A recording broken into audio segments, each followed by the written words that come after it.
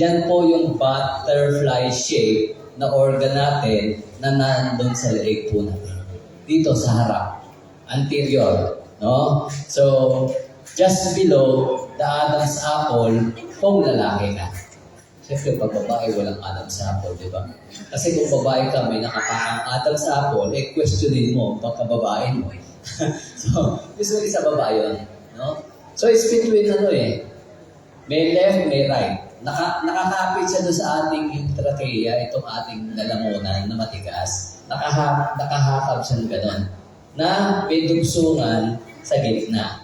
Dito lang sa picture na to masyadong malaking dugsungan, pero actually, sa realidad, manipis lang yung dugsungan na yan. No? So, sinasabi rin, anong role niya? Bakit ba tayo may thyroid? Nagsisikret kasi yan ng hormone. Para saan? Para mag-regulate ng body metabolism. Ano ba yung metabolism? Para mas maintindihan natin. Parang yan kasi yung proseso kung paano nagpo-produce ng enerhiya ang bawat cells mo. No? Metabolismo mo. No? So, kinokontrol din niya o nire-regulate lang niya kahit paano ang heart rate mo, ang paghinga mo, ang pagpanunaw natin at saka yung mood mismo natin. So, marami pa lang ginagawa. No, indirectly lahat yan kasi maapektuhan pag may problema ang thyroid hormones natin. Ha? Condition that increases the size, volume is called goiter. So, yun po yung goiter. Yung thyroid na lumaki, goiter yan. Kahit sabihin mo, bahagya lang ang paglaki, pero may bukol. Diba? So, obvious. Kasi mapapansin ng iba, parang malaki yung leg nila, o meron parang kukustong sa kanan, kaliwa, okay, sa gitna, o lang in front of your neck. Hindi pwedeng sa likod. Pag sa likod yung buko mo, hindi goiter yun. Kaya yun nga, yung positioning, importante yun ha. Kasi dito yun sa bandang babae. Kung ang bukol mo medyo lang dito sa taas, ay malambot yung goiter yun. Ha? Tightness in your throat area. Ito po nangyayari madalas kung matigas yung bukol o malaki na. Kasi parang sinasakal daw. Minsan ganun yung nila symptoms. Parang daw may sumasakal sa akin. Baka mamaya naman talaga may sumasakal sa'yo pag tulog ka. Mister ko pala. Hoarseness. Ibig sabihin ng hoarseness, paos. Yung paos kasi, hindi yan normal na symptoms ng goiter. Nangyayari lang yan, kumbaga late stage na. Especially kung cancerous ang goiter. No? Kasi naiipit na yung nerve ng boses mo. So, namamaos ang pasyente. Neck vein swelling, difficulty in breathing, difficulty in swallowing. Yan po, late stages na rin po ng goiter yan. Sobrang laki na, sobrang tigas na. Siyempre, nahirapan ka ng lumunok. Mahirapan ka din medyo huminga. Di po ba? So, yun ang mga basic. Pero, sa karamihan ng goiter, sa practice ko po, ang number 1 symptoms na may goiter, alam niyo kung ano? Wala. Karamihan sa pasyente, nadidetect lang sa ultrasound. Pero wala. Sabi mong nodular, may bukol-bukol. Bilog dito, may bilog dito. Yun yung nodular. Nodule. Mamaya natin i-discuss yung iba. Kasi sa nodule, actually, mayroon pang cystic, may solid, may mixed type. Ito yung mga basic na sinasabi sa libro. Pang libro ito ha. No? Kaya ko sinasabi sa inyo yun, hindi kasi applicable na yung tinuturo sa amin based dun sa textbook kung ano yung actual na nangyayari sa ngayon. Bakit? Tingnan niyo po ha. Ang sabi sa libro, ang turo sa doktor, ang turo sa amin, ang goiter daw lumalabas kung meron kang kakulangan sa iodine sa diet. Sa panahon ngayon kasi, parang imposible na magkaroon ng iodine deficiency. Di ko ba? Pero, papansin mo, mas marami may goiter ngayon. Paano nangyari yun? So, ito sabi ko, medyo questionable kasi sa akin. Ha? Number 2, being female. Medyo paborito talaga ng goiter, babae. Alam niyo naman yun. Di ba? So, may reason din. Mamaya, ma-explain din natin po yun. No? Mas malaki yan siya sa magkaroon ng goiter ng babae. Age, pag nag-iedad ka daw ng 40 pataas, tumataas na yung tsansa. O sino dito, 40 pataas na. Ayan, mataas na ang risk mo rin magkaroon ng goiter daw sabi. Sa libro to ha, sa libro. Medical history. Yan naman ang ngayon eh.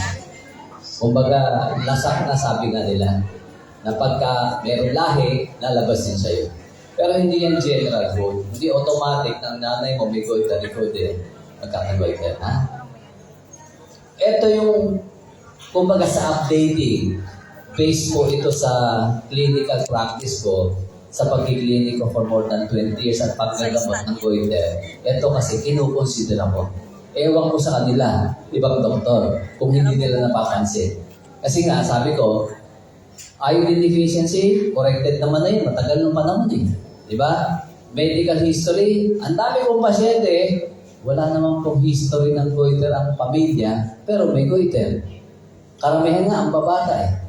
Nakakakuha po ako as early as 16 to 22. Yung ganong age, marami sa amin sa probinsya.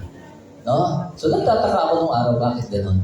No? Until na-research ko, kasi merong common denominator eh. Sa Laguna kasi, kung titignan nyo, industrial ang area namin. Maraming factory doon. Samsung, Philips, yung mga etc. Panasonic. So basically, electronics.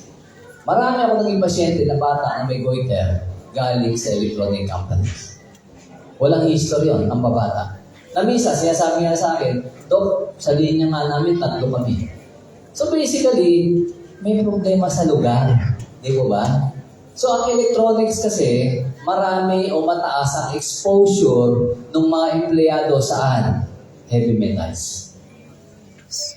Nakakapos po siya. Bakit? Mukhang nagpupunta rin doon sa goiter mo. Ano ba yan? Lead.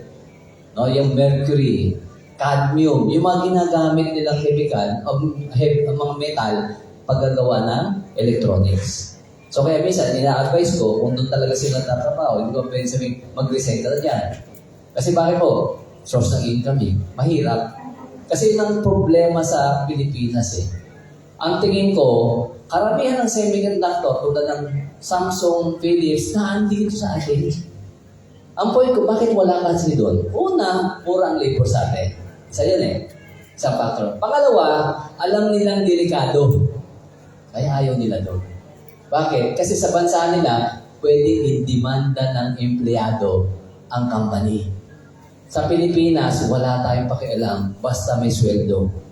Yun ang kakaawang sistema eh. Diba? So, ang ginagawa ko na lang po, kung hindi ka makapag-resign yan, ito na, sabihan mo lang kung talagang wala yung iba, o medyo nag-okay na yung goiter mo sa treatment, bago ka matulog man lang o umuwi sa bahay, mag-shower ka. Kasi hindi lang naman, halimbawa, pumunta sa kamay mo, sa katawan mo, o sa uniform mo, heavy metals, hindi naman agad-agad yan papasok eh. It takes time. So kung tatagal yan sa balat mo at itutulog mo pa, mas dumadami ang chance na pumapasok siya sa loob ng katawan natin. Ito pa isa. Hindi ko alam kung may gumagamit pa sa inyo nito. Teflon.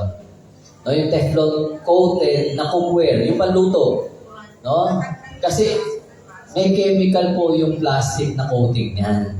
At tandaan nyo, natutuklap yan. So, umpisa hindi mo napapansin. Pero after 1 year, pansin mo, tuklap-tuklap na eh. Palagay nyo, yung natuklap, saan pumunta? Sa pagkain nyo. O tapos kinain nyo. Diba? So, isa yan. Sa sasabi lang, posibleng cause din ng goiter. Kasi kung dumami rin ng goiter, simula nung, di ba, kumaga, nauso yan eh. Bakit? Yung sarap magprito, hindi dumidikit yung, mahirap kasi magpiprito ka ng tilapia, sala. Diba? Yung hindi pa kumukulong mantika, tikit lahat. Pagkuha mo, buto na lang nakita mo. Naranasan niyo rin ba yun? Ito pa isa. Tada! Nagulat kayo? Saan nyo nakikita yan? Toothpaste. Ibig sabihin, araw-araw expose kayo dyan. O paano mauubos ang goiter? O isa palang factor yan. Sipin nyo, ang fluoride, hindi totoong may benepisyong ganong kalaki sa tibay ng ngipin. Napakaliit ng pag-aaral na magpapatunay na kailangan siya. Ang problema, nabudol tayo eh. Sa Amerika nga, nasa tubig pa nila yan eh. So sa US, tatanggalin na po ang fluoride sa water system nila. Kasi sa US, nakakainom pa ang tao sa water eh. So napatunayan ngayon, si fluoride, unang-una, yung sleep pattern mo, magiging abnormal. Nakaka-damage pala sa brain at central nervous system. Increases cancer risk. associated with hypothyroidism. So, affected talaga eh. Ang dami, hindi lang naman yung thyroid natin. Interfere with sexual development, especially kung bata. Increases risk ng diabetes. Alam niyo ang fluoride, sa atin kasi parang baliwala eh. Kasi nga, naririnig ko pa, maximum fluoride protection. Pero iyan ang isang chemical sa periodic table, sa chemistry, na pinakamaraming sakit na involved. Tapos nasa bibig natin, imposible wala kang nalulunod. Imposible, palagi yung posible. Kasi hindi yung binabasa yung kahon. Diba? Sa kahon kasi may warning eh. Hindi nga pwede lunukin eh. Dapat pea-size lang, ganun lang. Pero sa commercial kasi, pag ganun, susundin mo rin pag ganun. E di sobra-sobra na ang fluoride content nun. Eh yung iba, tapos na mag-toothbrush, kukuha pa ulit, igaganon pa. Diba? So hanap kayo kasi may toothpaste brands na rin po na walang fluoride. Matuto na kayo paghanap ng ganon. Noong araw naman, wala naman toothpaste. Diba? Sabi yan, asin. Ano ba? Bayabas. Diba? O. Sino nakabasa nito na post ko kahapon? Naging viral kasi ito eh. Dami ko tuloy sinasagot hanggang ngayon na question. Pakita niyo po sir. Kasi apply. Ano sabi dito? Tumataas ang kaso ng goiter sa mga pasyente ko. Pati sa mga lalaki, dumadami din. Kasi normally na babae lang eh. Diba? Alam ko bakit pero di ko papanggitin. Bulong ko na lang. Ang hipit ni Meta eh. Bulong na nga lang, narinig pa ako. Ngayon hindi ako makakomment. Bakit papapatulong ko mamaya sa'yo? Hindi ko ba access sa messenger ko? Ang dami ng tanong. Pasensya na ako kayo isa doon, kaya hindi ko masagot eh. Si Meta may kasalanan, di ako. Pinaklara ko lang ang issue. Ito kasi ang totoong sagot eh. Lumabas naman eh. Ibig sabihin, hindi naman ako naglabas ng issue. May pag-aaral eh. Ibig sabihin, na-post. O abstract ito. Medical abstract ito. Na totoo, yung tinurok na bakuna sa inyo, nakaka-apekto sa thyroid nyo. Ayaw nila yan. Diba? Ayaw nila mas maraming tao makaalam yan. Kasi hindi pa kayo magbabasa ng medical journal. Kaya nga siya sabi sa akin ng iba, Dok, sabihin mo na, sayang naman, para mas marami makaalam. Binulong ko na nga lang nadali pa ako eh. Diba? Ganyan talaga. Maliwanag dito sa resulta, may effect po talaga. Ha? At ito nakakatuwa eh. Nakakatuwa, nakakainis. Alam ng PhilHealth. Alam ng PhilHealth natin. Diba? Ibig sabihin, ang isang gamot, pag nilaunch mo, alam mo may problema, may coverage. Parang doon ka hihingi ng compensation if ever. Napahama ka. Ibig sabihin, wala pang turukan na ando na. Sino sa inyo nakabasa dito sa PhilHealth? Bago tayo turukan ng COVID vaccine. Ang nakalagay mo dito, adverse event of special interest pag naturukan ka ng COVID.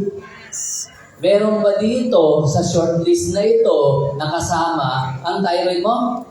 Ito po, nakalagay dito. Asa ba? Subacute thyroiditis. Huwag mo nang basahin myocarditis. Puro puso kasi nasa unahan yan eh. So, ang point ko, alam pala nila, may matidisgrasya, hindi naman sinabi sa inyo. Kasi base dito, kung mapatunayan dahil doon, kahit yung pagkamatay, makakakuha kayo ng pera sa PhilHealth. Binigyan sila ng pondo para doon. 100,000 at least.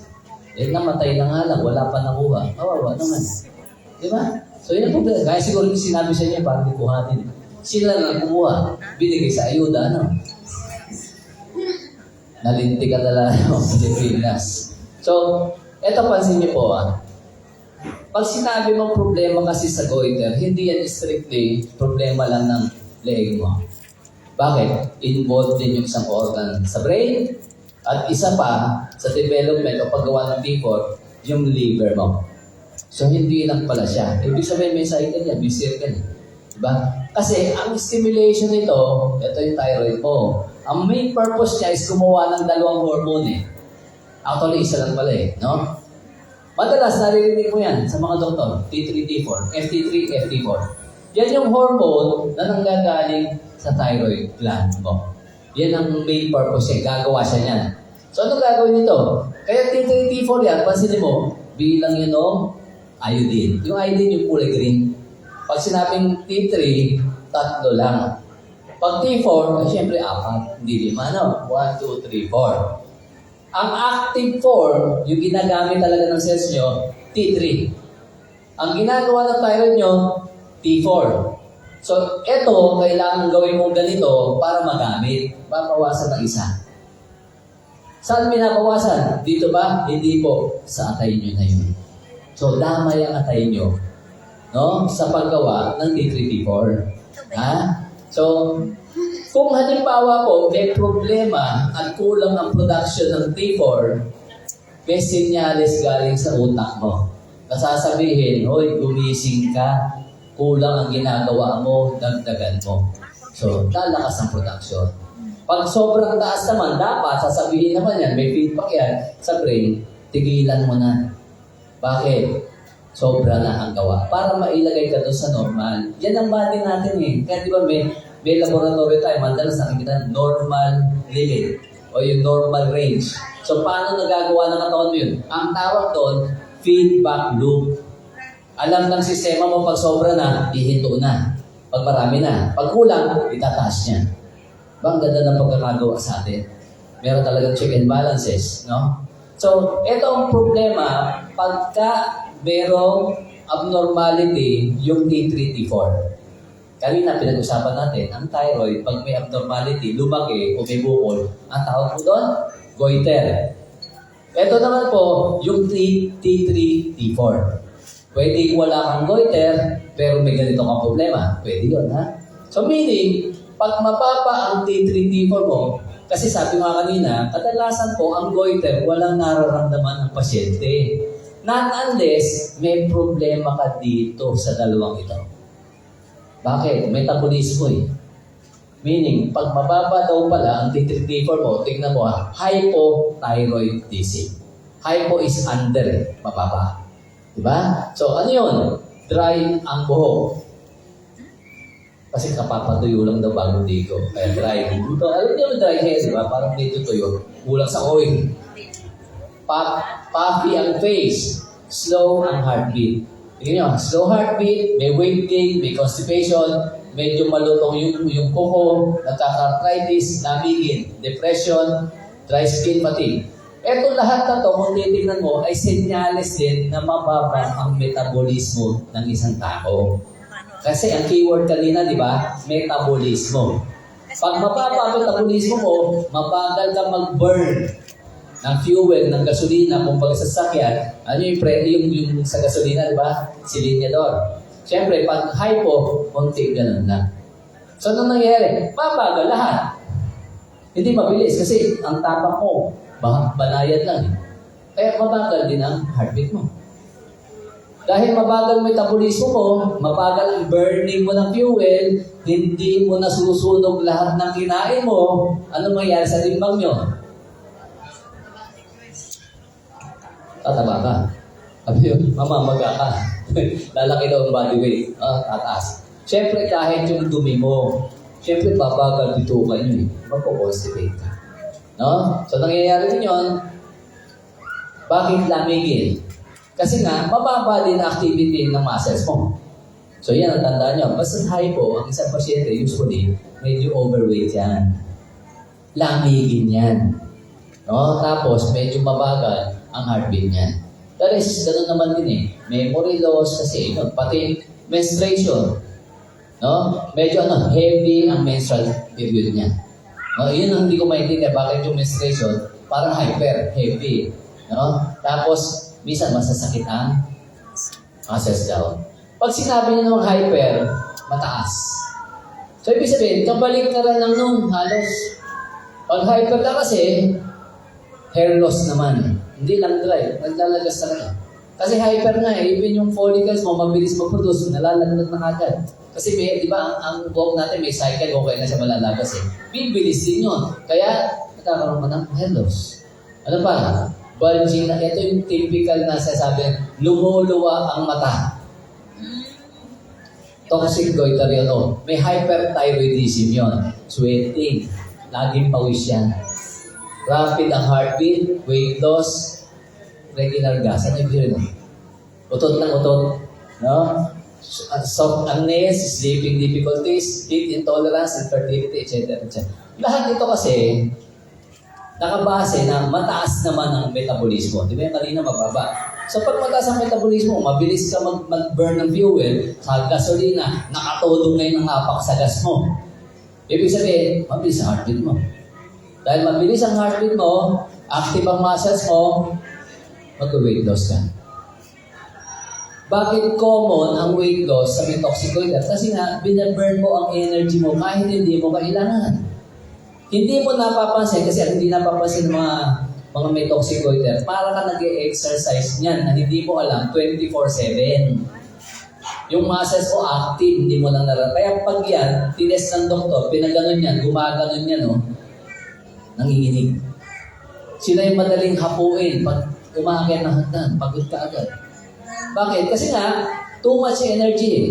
Sa conversion kasi ng energy, hindi lang naman fuel o pagkain eh. Kailangan mo rin oxygen eh. Eh kung mabilis ka mag-consume ng oxygen, tapos aakyat ka pa, hihingalin ka. Yung typical na hindi ka hyper, aakyat ka lang, hihingal ka eh. Kailangan na yung hyper yan. Since ikaw, para ka nag-e-exercise parate, pag nag-e-exercise ba ang katawan, umiinit, lumalamig. Umiinit, kaya may heat intolerance. Ayaw na mainit. So, dahil para nag-exercise ka parati, kahit nasa aircon ka, ang nangyayari? Pawis ka parati. Sweating. Kaya minsan sa clinic po, pasok pala ng pasyente, wala pang laboratorio, tingin ko pa lang, toxic-goiter na to. Alam mo na itsura. Kaya minsan may papasok, Dok, may toxic-goiter ako eh. Napapangiti ako. Ma'am, ang laki-laki ng timbang mo, paano toxic-goiter? Diba? So hindi yun angko. Pag sinabi toxic, dapat payat yan. O kaya, kung medyo sabi mong overweight, namaya na yun. Kasi yan ang number 1 eh, weight loss talaga, babagsak. Bakit nga? Nagsusunog ka ng fuel eh. Pag ang kinakain mo, nababurn mo more than mauubusan, reserva mo. Parang ganun yan. So, eto tanong, lagi na tanong to eh. Pag normal pa yung T3, T4 at TSH, ibig sabihin ba walang goiter ng pasyente? Palagay nyo.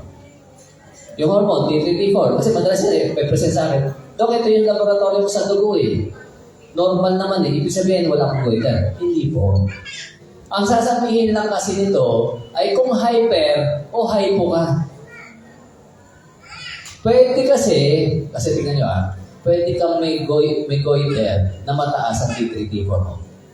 May bukol, goiter yun. Mataas, toxic goiter yun. T3, T4 mo mataas. Pero pwede kasi, may goiter ka, normal yan. O, ibig sabihin, hindi batayan yung T3, T4 kung may goiter o wala ang isa tao. Dapat may katandem na diagnostic. Is either ka pa ng doktor, may ultrasound ka, o MENEC, CT scan o MRI. So bakit? Kasi may tinatawag yung non-toxic goiter. Ito po, may bukol, ang paglaki ng thyroid, pero normal ang hormones. So kahit sabihin mo sa akin, normal yan, pwede ka pa rin may goiter. Maliwanag yun. Ito po, iklaro lang natin ang konting issue. Ito yung mga madalas natin naririnig. Babae lang daw nagkakagoiter. Siyempre, nakita niyo na kanina, hindi. Madalang sa lalaki. Pero recently nga, dumami po ang lalaki may goiter. Kahit po ako lang po nagugulat ako eh. Kasi before, 20 years na po ako nagpa-practice bilang ENT head and neck surgeon. Sa loob ng 20 years before, bago mag 2021, siguro 4-5 lang ang naging pasyente kong lalaki may goiter. For 20 years. Ngayon po, 7 na sila. Di ba? Parang masyadong Tapos yung isang kausap ko, oo nga ito yung visor na namin, lalaki din, ka-opera lang sa goiter. Tapos, nung pinost ko nga po yun, ayun na, naglabasan na ang totoo. Kaya pala yung angkel ko, ganun. Marami po kahit lalaki ngayon. So, hindi na normal lang nangyayari. No? Kaya itakal natin ko yung issue. Goiter is due to sobrang pag-iri. Obviously, hindi kasi lalaki nagkakaroon, umiiri ba lalaki? Ano ba umiiri lalaki? Pag naiihi. Pag constipated. Kasi nagkaroon ng issue na kaya daw ang babae nagkakaroon ng goiter kasi pag nanganganak, iiri. Hindi po nakukuha yung sa ganun.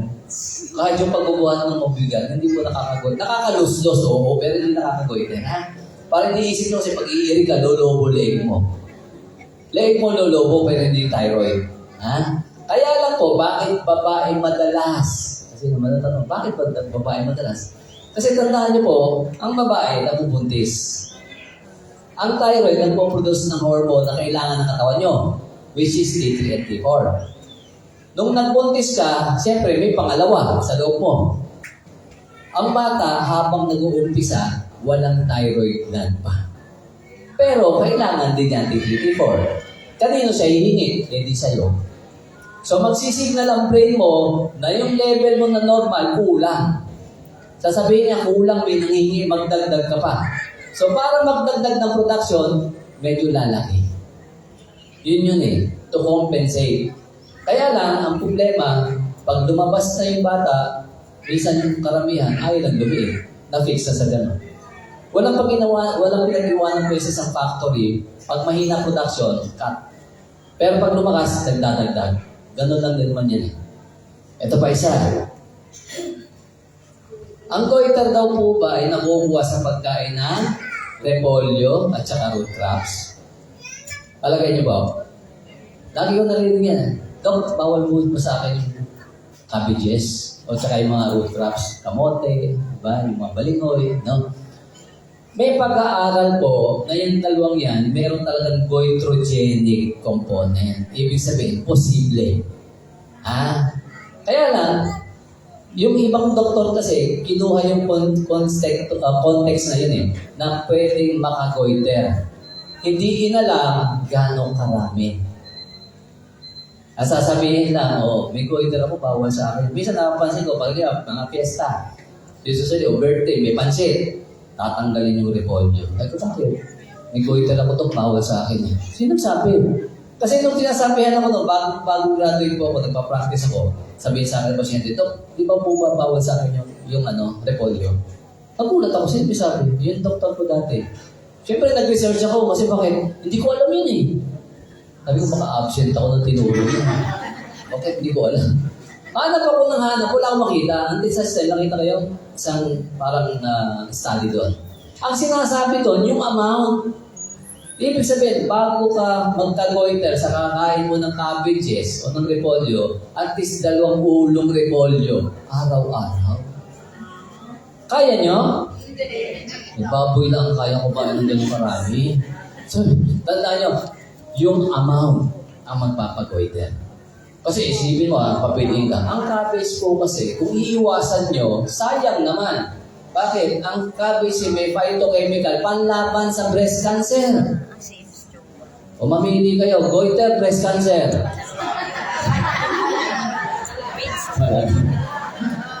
Tama yun, Diyos. Wala pipili sakit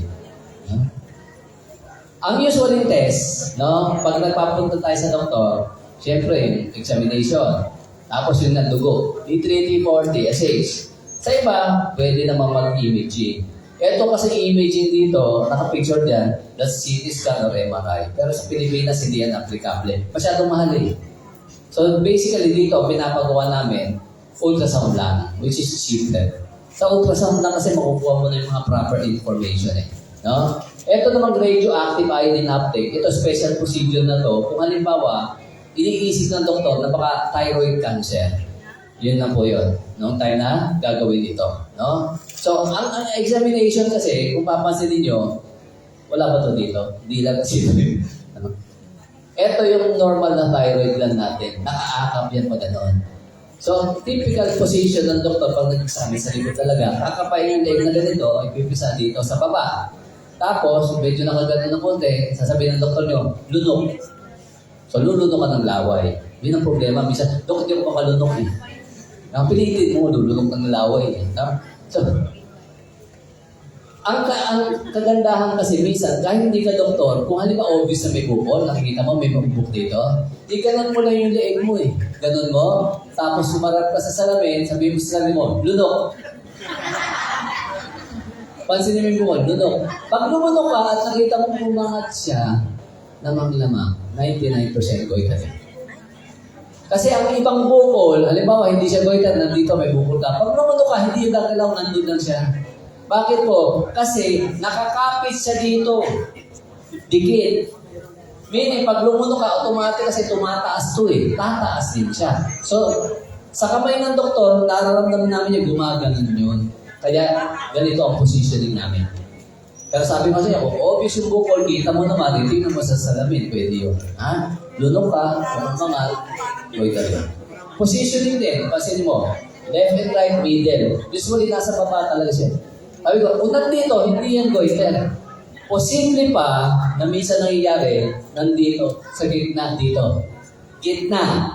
Hindi pwedeng kanan, hindi pwedeng kanan. Gitna. Bakit po? Ang tawag namin doon usually, thyroglossal duct cyst. Related pero hindi po yun talagang actual na goiter. Pero related siya. Ano yung thyroglossal duct cyst? Ang thyroid kasi natin, nung halimbawa, nasa tiyan ka pa ng nanay mo, nag-uumpisa yan, no? Sa likod ng dila. Naanon siya eh. Tapos, unti-unti yan bababa sa lalamunan mo hanggang pumunta sa posisyon ng leeg mo dito sa harapan. So, dito, nag-iiwan siya ng track sa midline, kaya sabi siya gitna. Yung track na yun, nadadaanan niya, tapos pagdating sa baba, yung proper positioning niya, doon na siya ma-develop ng ganun.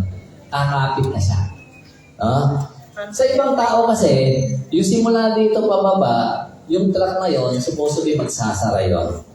Sa iba kasi, may area na hindi siya totally sumara. Pwede maipunan kasi ng liquid yon. Kaya nga, thyroglossal duct cyst ang tawag doon. Hindi po delikado yon. Hindi rin nagiging cancer yon. Kaya lang, siyempre, posibleng lumaki. No? So, yung sinasabi ng iba, kasi itong thyroid tissue, tandaan nyo, yung pang-goiter to, delikado ba pag paloob? O, katanong sa akin, yung goiter ko ba, paloob, palabas? Kaya minsan, nung tinanong ako doon, sinabi ko sa kanya, sino na naman nagsabi sa inyo ganyan? Eh sabi ng doktor ko daw, mas delikado daw po yung paloob eh. Diba naririnig natin yun? Delikado ba talaga? O, linawin ko yung issue ah. Walang paloob. Lahat yung pag lumaki, palabas. Wala no, ay kung paloob yan, pag lumaki, di nandito. Normal, sa body natin, pag ang isang bukol lumalaki, pupunta yan sa least resistance. Ito ang maluwag, dito yan lalabas. Hindi yan pupunta doon. Hindi ko alam kung sino ng doktor nag-invento ng word na paloob. Kasi bakit? Delikado yon sa mindset ng pasyente. Pag sila yung paloob, natatakot eh. Kala nila, di ba? Kung saan pupunta, kasi paloob na. May action, paloob. Ang dapat siguro terminong ginamit, nasa bandang loob. Kasi kung ito yung lalamunan mo, ang goiter mo nakahakap na gano'n. So may parting medyo loob, yung dulo. Kasi gagano niya sa likod eh. Gagano to sa likod eh. So positioning din. Kung ang bukol mo nagkataon doon, eh di nasa bandang loob lang ang sabihin mo. Huwag mo sabihin paloob. Pag nagtapos siya, may action eh, paloob. Umaandar eh, parang doon sa utak nila eh. So kung nandito lang, siyempre, bandang labas. Ganun yun. Ha? Pero sabi ko, kahit yan nandun sa loob, pag lumaki yan, lalabas din yan sa harapan. O, palaro na yun, ha? Walang magsasabi na, oy, delikado yan, paloob. Ito po yung issue kanina na sabi ko sa inyo, hindi lang basta iniimbestigahan yung thyroid. Kasi minsan, ang problema, lalo sa T3, T4, atay pala. Nagtataka, normal, yung T4, pero mababa ang T3. May mga ganun eh, senaryo. Eh saan ba na-convert daw ang T3? Sa atay mo. Alam niyo, naiintindihan ko yan? 2 years ago lang. Kahit hindi tinuturo sa amin yan. Kaya dapat pala minsan, kaya naiintindihan ko na, parang mababa. Dapat kasi normal yung isa, normal din yung isa. Yung pala, kung may problema ang liver mo, may fatty liver ka, may liver cirrhosis ka, may liver tumor ka, affected din ang T3, T4 mo. Lalo yung T3 pala. Kasi doon ang conversion, ha? Sa atay natin po. No? Sa treatment option, paano ginagamot ang goiter? Depende rin po yun. Kung toxic o non-toxic. Kasi kung toxic goiter, hindi mo muna pupuntiryahin yung goiter. Ang pupuntiryahin mo, yung hyperthyroidism. Mataas T3, T4 eh. Sa totoo lang, ang number 1 takot ng pasyente, basta may bukol kay saan man yan, is cancer. Tama? Eh, goiter man yan. Kasi syempre, may bukol na butungin, kaya cancer. Yun lagi nasa utak niya. Pero ito pa, pakatandaan nyo ha. Ang goiter, kahit extreme po din natin, mauwi sa cancer, mabait. Ano ibig sabihin ng mabait? Hindi nakakamatay halos. So yun ang unang tatanggalin mo sa utak mo kung may bukol ka. Kasi bakit? Pag hindi mo natanggal sa utak mo yun, mapatay ka ng stress, hindi ng bukol. Nagumuri ka parati. Eh wala na ang problema, train ang doktor nyo, takutin kayo. Ay, bukol lang, may nag-biopsy, baka cancerous eh. Naku, yan na, hindi na makatulog yung pasyente. Di ba? Di pa nagpa-biopsy, natigok na. Ay, easy. Hindi na makatulog eh. Hindi ko nga maintindihan bakit ganon ang training ng doctors na yan. Kasi siguro, effective. Pag takot ka, magpapa-over. Kasi pag naiintindihan mo, hindi naman pala nakakamatay. So you have all the time na mag-seek ng alternative treatment kung ayaw mo pahiwa na leg. Diba? So, sa kanila kasi sa libro, toxic goiter, kailangan ibaba mo muna yung T3T4. Baba mo muna yan, may gamot na ginagamit doon. No? Supposed to be, mga tapasol, narinig yan eh. No? Tapdin, tsaka yung pampababa ng tibok ng puso. Kasi one thing with toxic goiter, mas nakakamatay yun kesa cancer ng goiter. Mas takot ako sa toxic goiter kesa cancer ng goiter. O di ba kakaiba? Kasi bakit? Lahat ng pasyente ko may cancer 20 years ago, hanggang ngayon buhay pa eh. Hindi nga nagpo-operate eh. Pero ano, kaya na-verify ko. Kasi sa libro nakalagay, lalo yung papillary type, compatible with life. Ibig sabihin nun, hindi pa yung goiter mo ikamamatay mo, yung bukol. Ibang sakit pa. Pero ibang usapan, pag may hyperthyroidism o toxic goiter. Bakit? Luluwa ang mata mo, mamamayat ka, mabilis ang tibok ng puso mo. Ano pwede mangyari? Mapapagod ang heart mo, lalaki. Maubos ang katawan, papayat ka. Pwede makamatay yun. So yun dapat ang emergency. Ibaba mo T3T4, tapos saka na lang yung bukol, if ever man. Kasi sabi nga, ang bukol, walang masyadong significance sa buhay mo yan. Hindi ka papatay. Yung hormone ang meron. Siyempre, surgery. Kaya ka nga tinatakot eh. Bakit? Mas malaki pera dyan. Ang hindi kasi naiintindihan ng iba, eto, para shortcut na. Oo, shortcut yan. Tanggalin yung bukol mo. Pero hindi mo naiintindihan, lifetime na follow-up na yan at lifetime na inuman ng gamot yan. Kasi sa surgery po ngayon, tatanggalin mo na lahat. Kahit yung kaliwa, wala ka na lang may bukol, tatanggalin mo na lahat yan.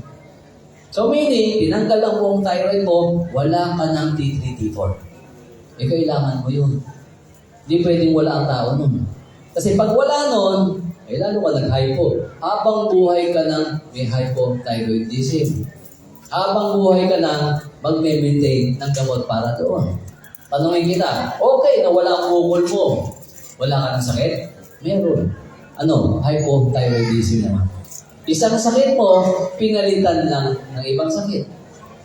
Kaya kung kinukumbis ko talaga ang pasyente, ma'am, bago ka mag-decide na magpa-opera, intindihin mo ito ha. Lifetime ka may follow-up, check-up at gamutan.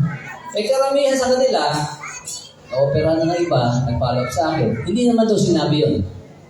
Siyempre, ang isa pang drawback ng surgery, kung tinamaan mo yung nerve, paos ang pasyente. Wala boses yan. Pag isang nerve ang tinamaan, paos yan. Ang masaklap, pag dalawa. Ano yung pag dalawa tinamaan ng nerve? Kumbaga, may tawag tayo kasi sa tao, tanga. Pero pag dalawa, tangang-tanga yun. Pinutol mo na yung isa, pinutol mo pa yung kabila. Dumali ka muna sa training. Kasi ang masaklap, pag dalawa naputol mo, di ba ang paos parang medyo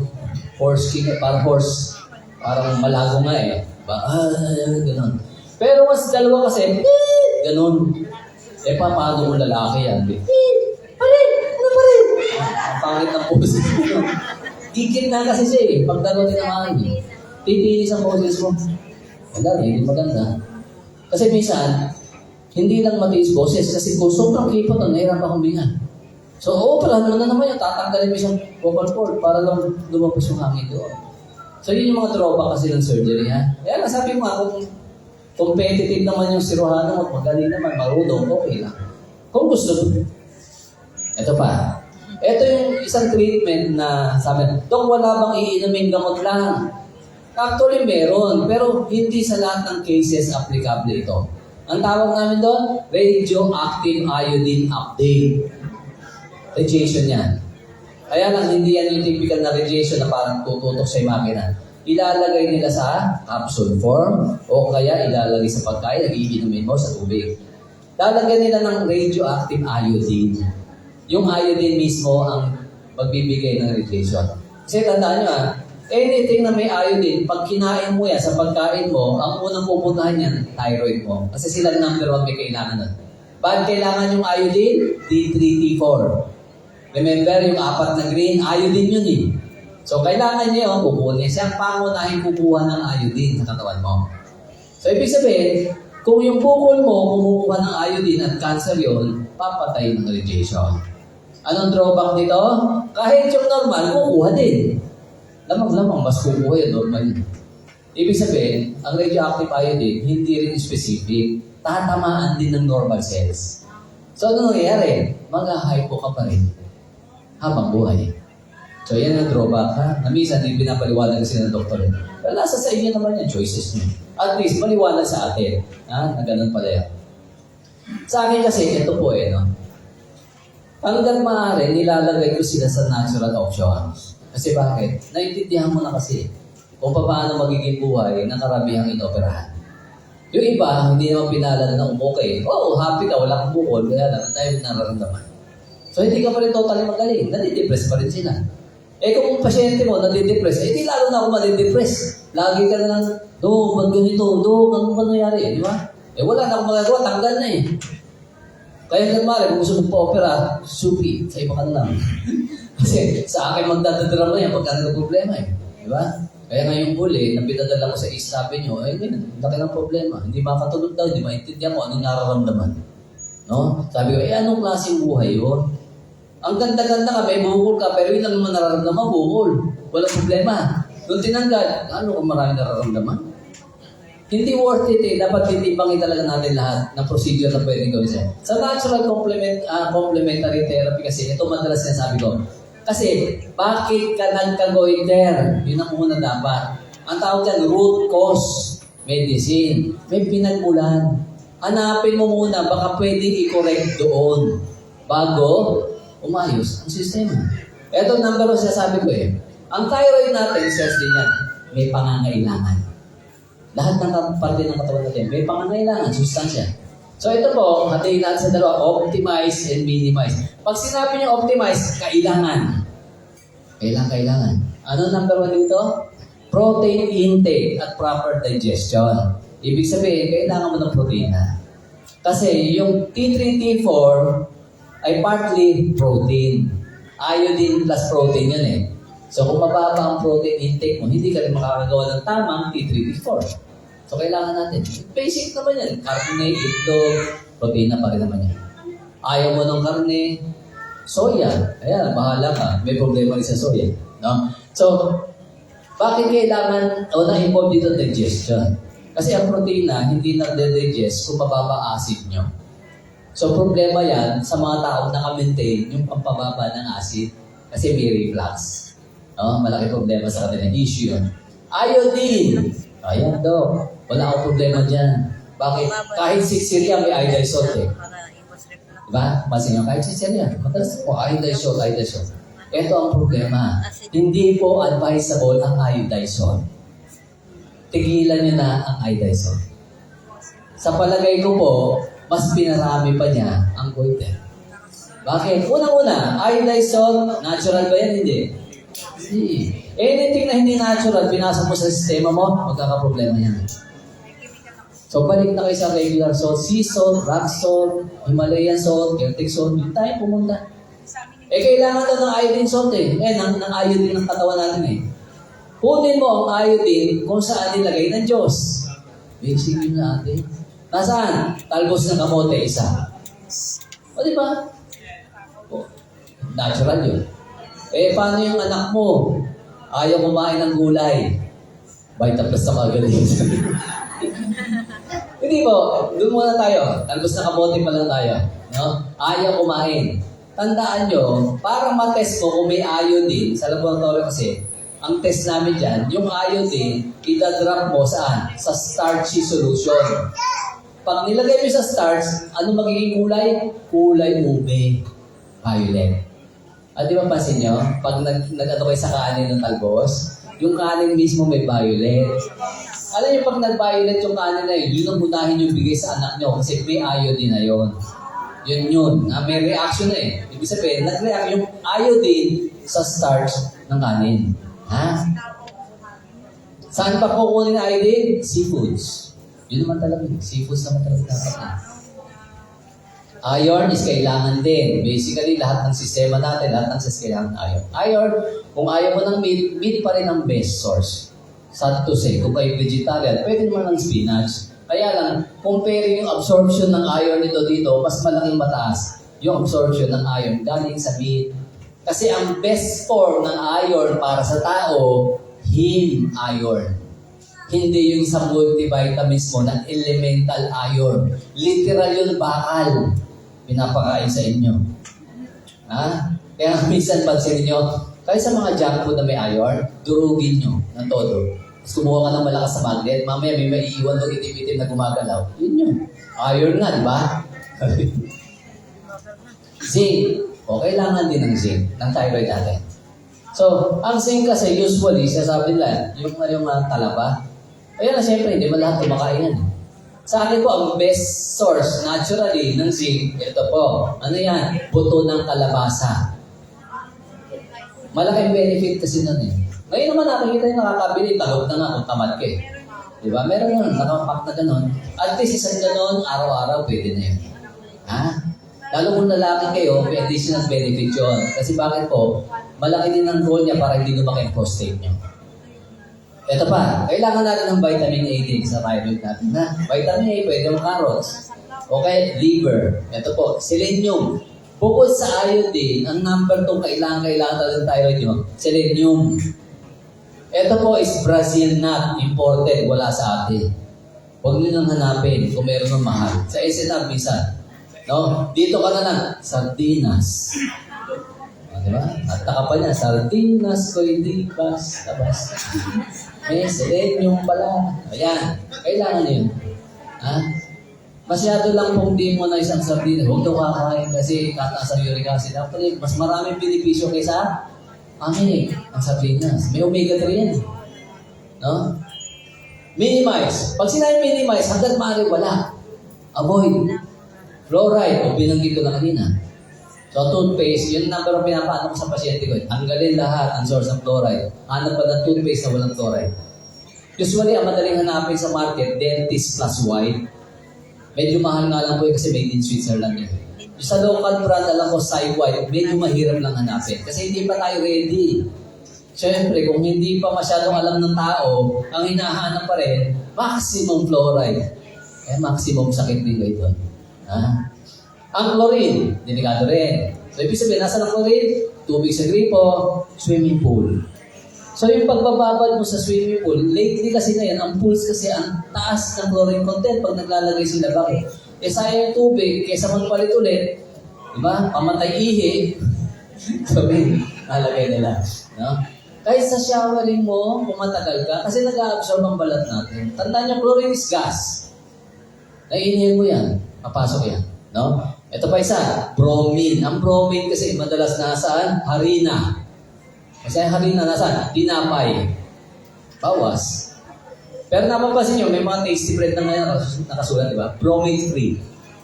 Ba, mabaka yan sa grocery? Bromate free. Hindi wala nang nag-question bakit tinanggal? Just example lang ha. Ibig sabihin, alam nila palang masama, di nila tinanggal, pero walang paliwanag. Nakakagoiter pala. Hindi naman nila tinanggal totally. Nilipat lang sa iba. Alam niyo kung palagi kung saan nilipat? Sa mga mahilig nito, huwag na kayong minom ha. Mountain Dew. Brominated vegetable oil ang ginamit ko. Naandi siguro mga bromate. Soya is not good para sa may goiter. Soy drink, yung mga Vitasoy, taho, tokwa, taho. Ang pwede lang sa akin, miso. Fermented na kasi. Kasi number one, alam niyo number one problem, ang soya promoted as health drink. Kaya lang, alam niyo bang 80 to 90% ng soybeans ngayon ay genetically modified na. Kaya pangit na siya. Kaya hanggang mare, miso ka na lang. Lahat ng vegetable oils out. Seed oils yan, inflammatory yan. Yung word pala inflammatory, kahit yung thyroid mo pwedeng lumaki. So ano yan? Canola oil, soya oil, corn oil, etc. etc. Balik ka na lang ulit sa coconut oil. Lastly, sa mga gumagamit po ng artificial sweetener. Stevia is okay. Kasi natural naman. Pero yung mga aspartame, acesulfame, huwag na yun. Bakit po? Nakaka-interfere din sa thyroid function. O yan, pakitandaan yan. Madalas na pinapascreenshot ko sa pasyente ko yan para madali na tandaan. Baon nila. Na nagtataka sila, ba't ikaw, marami siya sa amin bawal, yung doktor ko dati wala. Bakit? Nakabase kasi sa libro lang eh. Sabi ko sa libro kanina, di ba, obsolete na eh. Yung mga sinasabi doon ng causes ng goiter. So, nandito tayo lalaro, no? Sabi nga natin, parating naman, ito yung best kept secret sa medisina eh. Diba? May kakayahang gumaling ang katawan nyo. Ibigay nyo lang yung tamang kailangan. Pagkain, pahinga, exercises, diba?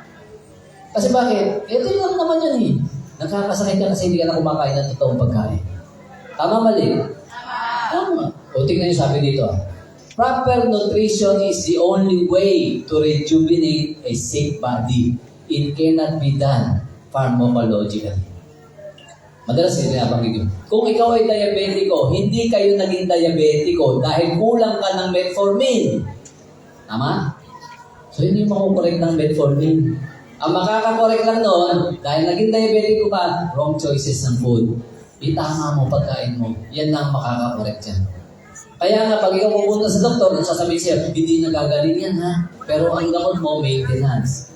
Hinuli ka lang dun eh. Kaya hindi tinuturo siya, paano ba yung tamang kakainin? Kasi once na naiintindihan mo yung tamang problema, alam mo tamang kakainin, nare-reverse ang type 2 diabetes. Yan na, declaration mo yan na. Nare-reverse ang type 2 diabetes. Sabi ng doktor, na espesyalista nyo, hindi ka nagagaling. Anong problema doon? Ikaw din, naniwala ka eh. Brainwash ng system ang majority ng doktor. Pinapaguran lagi ng doktor, sino yung backup sa likod? Ano yun? Pharmaceutical. Yun yung naglilibre sa amin. Doon may commission eh. Diba? O kaya lang, kung maintindihan natin ang laro, saan to say nga, sabi ko nga, majority ng doktor kasi, drug pusher na lang. Drug pusher. Pag pumunta ka sa akin, binigyan kita ng 2 gamot, di ka gumaling. Dadagdagan ko na naman ng gamot. Without even scrutinizing, ano ba kinakain mo? Ano ba pinaliwanag na bawat? Isipin mo, diabetic ka na, bibigyan pa ng oatmeal sa umaga? Paano ka gagaling sa oatmeal? Hindi health food, ang oatmeal. Nung araw pagkain niya ng kabayo. Kabayo ka? Hindi naman pala, yung mind oatmeal. The cells in our body are constructed from the food and water we eat. Totoo naman eh. Siyempre, para ka din mong bahay. Ginawa ka, may wear and tear, may masisira. So, saan ka kukuha ng raw material pang-ayos? Di ba, itong kahoy, inanay, papalitan. Pipili ka ba na mahuna o dapat yung matibay na raw material? Yung matibay. Eh, pinipili mo junk food eh. Tanda mo, lahat na kinakain mo, pinapasa mo, hindi dapat naisip mo, pampabusog lang. Pang-repair mo yan. So, dapat the best ang kinakain mo. Eh, puro ka instant noodles. Lagyan na lang daw ng itlog para masustansya konti. Eh, wala tayong magagawa doon. Huwag mo sabihin, health diet pa rin yan. Hindi. Kung sabihin mo, gusto mo makalayo sa sakit, fix mo lang talaga. Kinakain mo. Paging conscious ka sa pinapasok mo sa katawan mo. Hindi yung para mapusog lang. Ha? Tandaan mo, may nangyayaring repair. Kaya lang, masyadong brainwash ang system natin, kitang-kita dito. Di ba? Alokay mo na natural product. Ayoko na eh. Kasi bakit? Sabi ng doktor ko, bawat gamot, may gamot kasi ako eh. Doon napipili yan. Kailangan daw siyang operahan. Mapa-opera yan. Majority ng tao ganyan sa labas. Ganyan tayo ka-brainwash ng system ngayon. Pero lahat, high blood, diabetes, heart disease, lifestyle change naman. Ito lang ang pwede makaayos eh. Hindi yun, never. Bakit? Naging high blood ka, hindi ka naman kulang sa losartan. Tama? Bakit losartan ay bibigay sa'yo? So dapat yung root cause, bakit naging high blood, i-correct yun. Para unti-unti, bumalik ka sa tama. Not unless hindi ka naniniwala may kapasidad ang katawan mo mag-heal.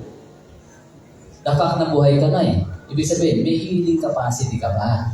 The fact na galing ka trangkaso, naka-recover ka, may healing capacity ka ba? Huwag mo i-deny sa sarili mo yon. Kasi problema, inaasa nyo sa doktor. Sa doktor naman, siyempre, ang turo sa amin, huwag umasa sa sarili nyong kakayahan. Umasa kayo dito sa gamot. Bakit? Dito may komisyon. Dito may libreng travel abroad. Dito may libreng dinner. May pa-hotel. O, yun ang problema. Diba?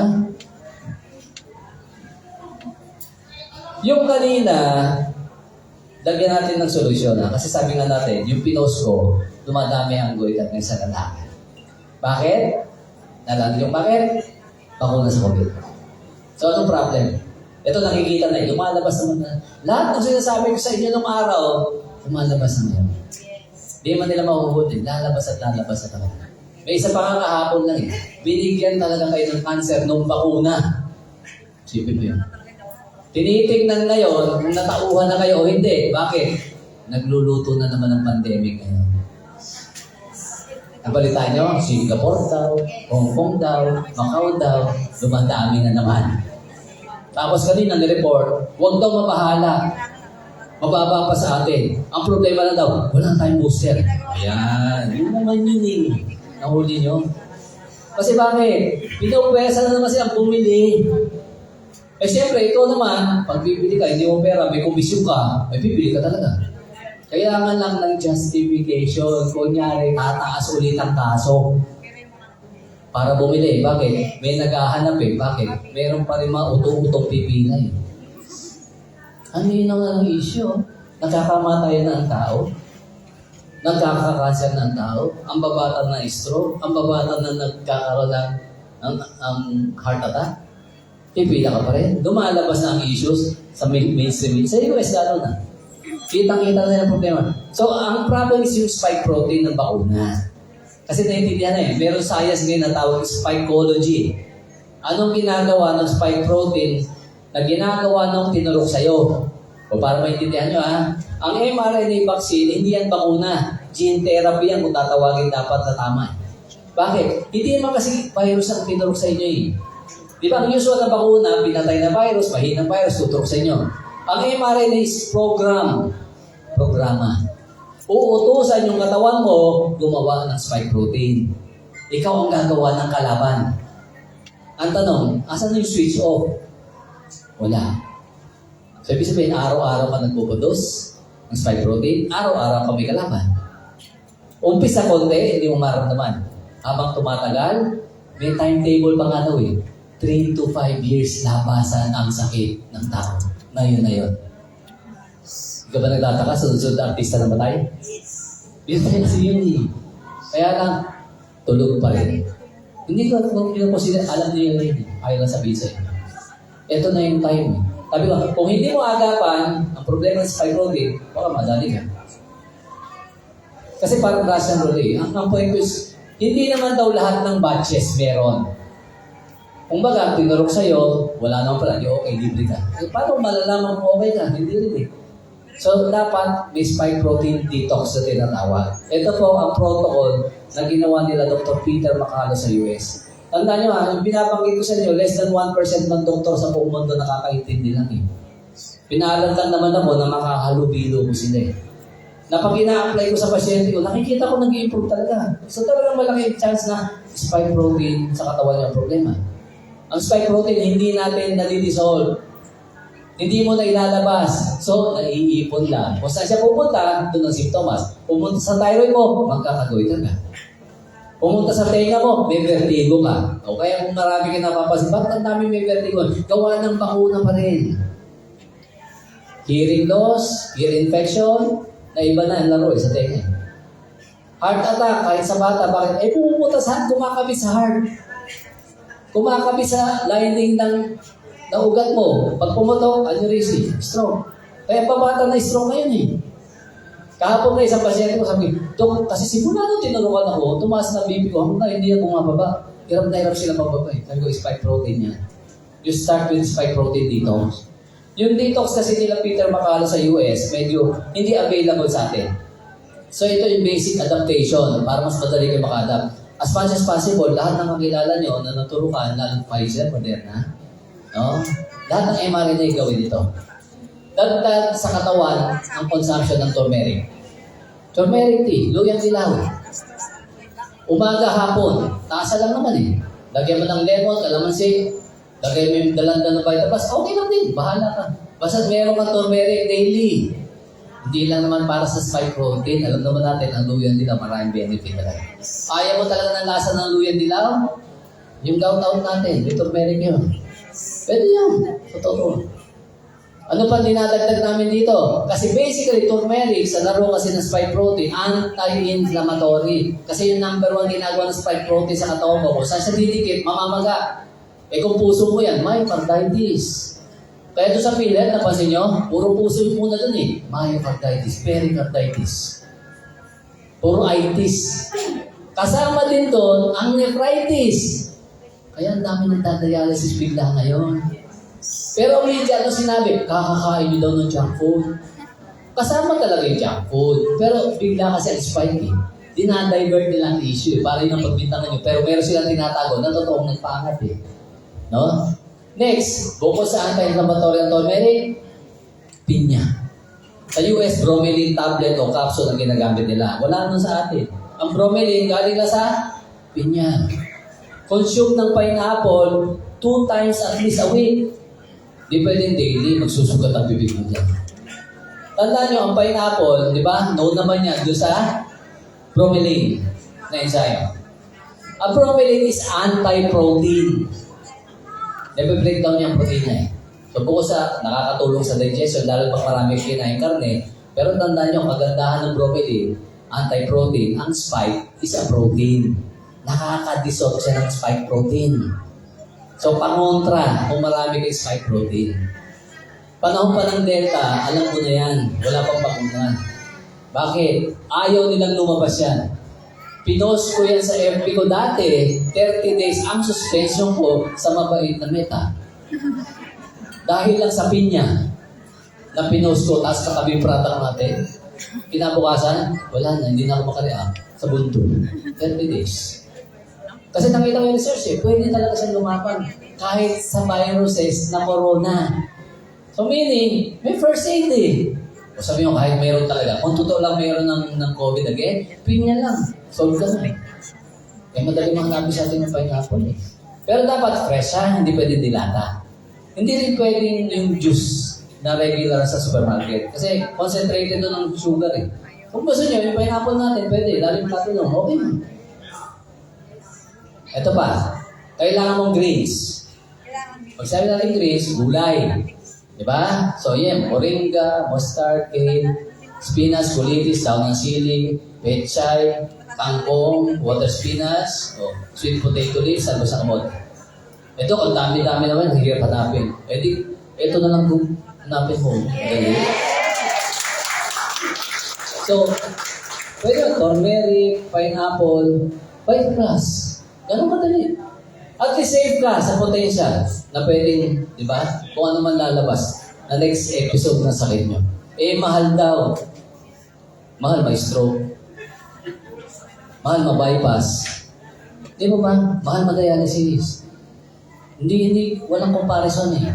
Yung konting gagastusin mo dito, no, habang buhay namang prevention sa mas malaking gastos na pwedeng dumating sa inyo. Diba? So, sabi nga nila pa, totoo ginagamit ko, even dati pa, wala pang ganitong kondisyon, no? Dati kasi, vitamin na ginagamit ko sa clinic pag may goiter. Simula ako, usually, dalandan. Pero kung may choices sa may iba, kung gusto mong guyabano, o pwede mixture naman, okay yan. Nagagamit talaga. May patotoo ba? Meron na po eh, dati pa eh. Ito yung kauna-unahan namin, Di mo, 2006 pa to eh. Ito yung first time na nakita namin na yung Vita Plus effective sa goiter. Si Doktora Martinez nga, nakalimutan ko na Martinez. Margarita Martinez. Ito po ay isang principal ng school. Nagka-goiter, ayaw magpa-opera. Nag-bite up na po yan. Mapapansin nyo dito, kita pa dito eh. Pagdating yan, kita dyan. Pagdating dito, wala na. Minsan naman naliligaw pa yun dito eh. Kaya lang may dumadalan na. Pero pag nakita nyo, makakita nyo yung leg, wala na talaga goiter. Diyan, first time namin na-realize, pwede pala sa mga bukol sa goiter. No, first vital class. Ito rin po. Ito is dalawang problema ha. May bukol, mataas ang TTP4, kaya may hyperthyroidism siya. Kaya from here, payat, ang hyper na goiter, once ginamot mo, at maintindihan mo gumagaling na, ang unang nangyayari, tumataba na siya. So, importante yung timbang sa kanila. Para nakikita mo, medyo gumaga na, tumataas na yung timbang niya, nababawasan na yung pagpapawis niya, gumagaling na yung TTP. Sa doktor, pag binigyan mo ng gamot, bababa talaga TTP4. Kaya lang gagawin, pag okay na, hihinto ng gamot. Eh, hindi mo naman ginamot kung bakit tumataas eh. So, unti-unti, babalik ulit ang sitwasyon. Tataas naman, gagamutin, bababa, tigil, tapos ganun yung roller coaster lang. Kaya sabi ko sa pasyente, lalo sa mga dealer pala ng Vita Plus, ang Vita Plus, pwedeng kasabay ng gamot. Ang dahil paliwanag yun. Pero once tinintunan okay na sa gamot, diretso Vita Plus. Kasi ang correction mo is during umokay na ang hormones mo. Hindi ko mo bumaba, tapos ang laban, may problema pa yun, na i-correct ang katawan mo. Kaya tuloy lang po, no? Ito pa, isang may goiter din po to, medyo kalakihan nga to, kita-kita dito eh. Vita Plus, Kuya Banagol din po, umokay yung leeg niya. No? So ito pa ang isa, ito, alam ko, toxic din ito eh. From malaking bukol, nawala. Gaano daw katagal? Hindi po sila pare-pareho. Kasi bakit? As much as sabihin natin sa sarili natin, hindi tayo pare-pareho din ang build natin. Iba-iba ang rate ng reaction, iba-iba ang build ng katawan natin. Paano i-take? Kasi iba naman ganito eh. Pwede ka naman talaga gagaling, kaya lang, yung bawal, hindi mo naliiwanan. Hindi tapos ka lang. Hindi ka talaga gagaling. Dapat tanggal yung bawal, pasok yung kailangan. Ha? Ganon kasimple lang, no? Para makuha natin ang proper health sa katawan ng tao. Tapos na po ako. Maraming salamat sa inyo. Natikman niyo yung product? Ang sarap ba yung kay Bano? Oh, thank you sa First Vita Plus. Thank you kay Ma'am Dolly, Sir Song, Tumpalan Family. Thank you po sa mga guests namin at mga dealers na kinig. Ito lang po, ang kagandahan ha, huwag mo na kayo malis. Kasi kailangan natin dito, wala na kayong goiter, pero matambok ang bulsa. Ang bukol nandito sa baba.